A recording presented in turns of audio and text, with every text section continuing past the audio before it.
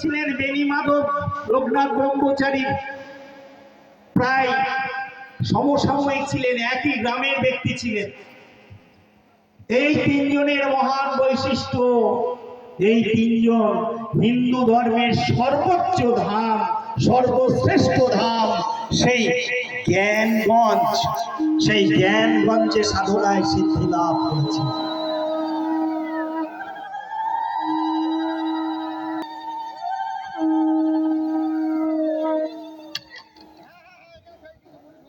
কিন্তু এই তিনজন আমাদের মনের মণিকোটায় চিরস্মরণীয় হয়ে আছেন। তারা যে দেশে জন্ম লাভ করেছিলেন সেই দেশটাই কি আর তাদের কেউ আছে? কোথায় গেল? কোথায় গেল? ভাববে, ভাববে, সারাদিন হরিনাম সংকীর্তন করুন, ভাবুন যে আমার সম্পদ আমি এখানে গচ্ছিত করেছি, আমি 4 তলা 5 তলা 10 তলা বাড়ি করেছি, আমার অসংখ্য বিঘা জমি আছে, আমার বড় বড় শিল্প কলকারখানা আছে।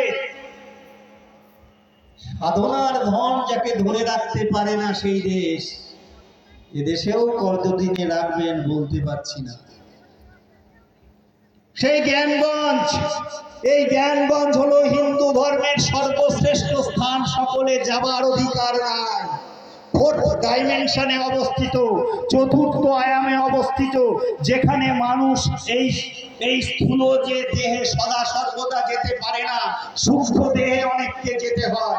সেই জ্ঞানগঞ্জ হিমালয়ে অবস্থিত, হিমালয়ের উত্তর প্রান্তে, যেটা আগে ভারত, অখণ্ড ভারতের অংশ ছিল, সেটা এখন অখণ্ড ভারতের অংশ নেই, সেটা এখন বর্তমানে তিব্বত চীনের অধিকারে আছে। চীন সেখানে রেভলিউশনারি বিপ্লবের নামে ধ্বংসকার্য চালানোর জন্য প্রস্তুত হয়েছিল, কিন্তু এমনই ঐশ্বরিক শক্তি সম্পন্ন সেই 4র্থ আয়ামে অবস্থিত, 4th ডাইমেনশনে অবস্থিত এই জ্ঞানগঞ্জ, যে জ্ঞানগঞ্জের সামান্যতম ক্ষতি পর্যন্ত করতে পারেনি অত বড় শক্তিশালী চীন। সেখানে হিন্দুত্বের সর্বশ্রেষ্ঠ সাধন ক্ষেত্র অবস্থিত, সেইখানে অবস্থিত জ্ঞানগঞ্জ। সবাই যেতে পারে না, যদি ঈশ্বরের কৃপা না হয়, যদি সাধু গুরুর কৃপা না হয়, ওই স্থানে ওই মুখোশধারী হিন্দু তো নয়, কেউই যেতে পারে না। যদি কৃপা হয় তবে যেতে পারে, মানে পিছনে ভয়, ওরে আমি হিন্দু বলে যদি পরিচয় দিই তাহলে বোধহয় আমাকে আর কেউ মিশতে নেবে না।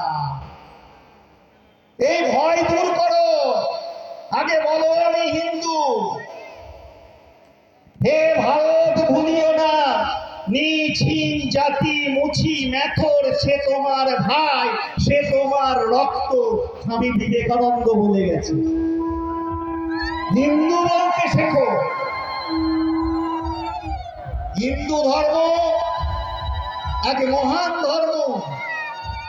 হিন্দু ধর্ম মানুষকে আঘাত করে না, হিন্দু ধর্ম আঘাত করতে জানে না। হিন্দু ধর্ম আতুর